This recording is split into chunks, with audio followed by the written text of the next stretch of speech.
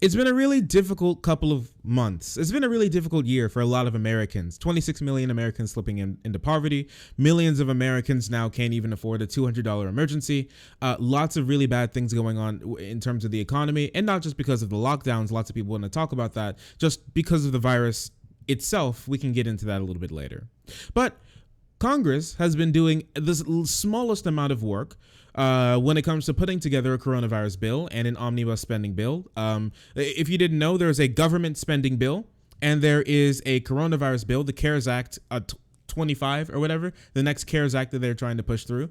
They link them together. We can talk about that in just a little bit, but they linked them together and they passed both to avert a government shutdown and to avert healthcare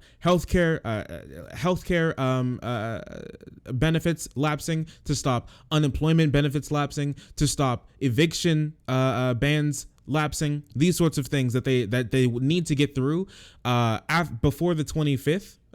Before the 26th, which was a couple of days ago now, that needed to get through, and Trump just sat on it, but he decided to pass it. But I wanted to go over a couple of things that have happened in the last week or two, because we haven't covered all of it. I want to wrap this all up into a nice, neat little video for you guys to go over what's been going on. So, let's go backwards to the 22nd. The bill passes, right? The omnibus spending bill hooked onto the coronavirus spending bill that has the $600 payment, stimulus payments in it, comes out. The House passes it. The Senate passes it. It lands on Trump's desk, and he says it's doo-doo ass. He doesn't want to sign it whatsoever. And he came out with this larpy little video of him talking about all the terrible things that's in the bill. It's about 4 minutes long. I'm not going to watch that shit. I really hate listening to Trump talk. And thankfully, we don't have to do it for too much longer since a dumb bitch lost. But we can hear this part of the video where he talks about specifically where he wants $2,000. And right after he talked about how terrible it was that people who are married to illegal immigrants get money as well. But we can listen to this. Despite all of this wasteful spending and much more, the $900 billion package provides hardworking taxpayers with only $600 each in relief payments. And not enough money is given to small businesses, and in particular restaurants, whose owners have suffered so grievously. They were only given a deduction for others to use in business their restaurant for 2 years. This 2-year period must be withdrawn, which will allow the owners to obtain financing and get their restaurants back in condition. Congress can terminate it at a much later date, but 2 years is not acceptable. It's not enough. Congress found plenty of money for foreign countries like us while sending the bare minimum to the American people who need it. It wasn't their fault. It was China's fault. Not their fault. I am asking Congress to amend this bill and increase the ridiculously low $600 to $2,000 or $4,000 for a couple. I am also asking Congress to immediately get rid of the wasteful and unnecessary items from this legislation. So Trump basically went on to be like, ooh, so he said this, Trump went on to say this, and then people on Twitter, especially some like dipshit lefties and some sock dems, started clapping. Trump, he's so base, dude. Oh my gosh, Trump is so base. Trump running to the left of Nancy Pelosi and the squad. Oh my goodness, Trump is the true leftist. This actually happened, unironically. Those people are very stupid, but we're not going to be spending any time on them. I just want them to rot in the deepest pits of hell. They are terrible people, but Trump is bad too. So he said basically he wanted to cut snip extraneous bad spending from the bill and then add $2,000 on top of it. This entire speech that he gave off, this 4-minute speech, is completely lie riddled, and we're not going to go over all of it. There's a part where he got really mad over funding for counting reef fish because reasons. I like fish. I don't know why he hates fish so damn much, but I like them. Anyways, with that being said, $2,000 is good. But one of the lies that he told is that at the beginning, where he said that Democrats were holding up $2,000, which is completely false. Democrats were putting up $2,000 from the very beginning. Republicans didn't want to play ball. Republicans never wanted to pass another stimulus bill whatsoever. Remember, Jim Jordan in the House said the best stimulus is a job. Go work at McDonald's. Go work at Taco Bell. Go get a job at like Walmart. There you go. That's your best stimulus. Instead of, while he looks at people literally starving and about to get kicked out of their homes, he's like, get a job, Omega Low. Did you ever know that Target was hiring? That's best stimulus there. Really horrible people going on there. So obviously that this is completely false. And Pelosi and the rest of the Democrats took up Ro Khanna's bill, decided to go with what a lot of the progressives were pushing, Bernie Sanders included, decided to push through a $2,000 check, basically call Trump's bluff, call the Republicans' bluff, and say, hey, you want $2,000? You got it. We're not cutting anything from the bill, because for a fact if you go back to because they knew for a fact if they go back to the negotiating table when it comes to we're going to cut some things to add $2,000 of stimulus check to everybody, they're going to cut things like homeless spending. They're going to cut things like money from municipalities to make sure that their budgets don't go out of whack. They're going to cut things like to help people get through evictions. They're going to cut payments to small businesses. They're going to probably add more protections for corporations. These are lots of things that's probably going to happen, and you don't want to see that happen. So they just said flat $2,000. And you know what? Earlier today, they passed it. Absolutely passed it. The House passed a stimulus check to boost as Republicans splinter. So basically, they just added $1,400 onto the $600 that was already going to be passed, and this basically pushes back against Trump and saying, hey, if you want it, you got it. Finally, they have some more leverage to be able to push through this bill. And now Republicans are forced to either side with Trump or strike down the bill and work on something almost completely different. Now, Trump said he didn't want this bill. And when he said it, he meant it.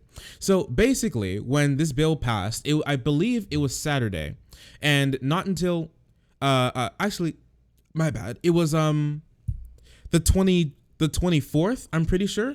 It was a little bit before Christmas, or it was on Christmas, one of those two. And Trump didn't sign it until the weekend. Now, in that time, remember how we've been talking about lots of things are going to lapse the 26th. Trump didn't decide to sign this bill until after the 26th, meaning lots of those unemployment benefits, lots of the help for people who need some boost when it comes to feeding their family, stopping themselves from being evicted. Lots of those benefits absolutely lapsed, meaning that now they have to go back into effect once again. Some people have to sign back up again, and there's going to be lapse in payments of some people for about an entire week right now, because Trump decided to sit on this bill instead of actually signing it into law. And this is going to cost people a lot more than just a couple $100. Trump's cruelty will cost Americans billions for literally no reason. So yeah, the thing is, our billionaire president, our master negotiator, decided to hold up this bill for literally no reason. He got nothing out of this. Nothing whatsoever he got out of this. He didn't necessarily push this to increase the payments. The Democrats wanted to push through this payment anyways. Him just saying, let's boost the payment, didn't do anything for that.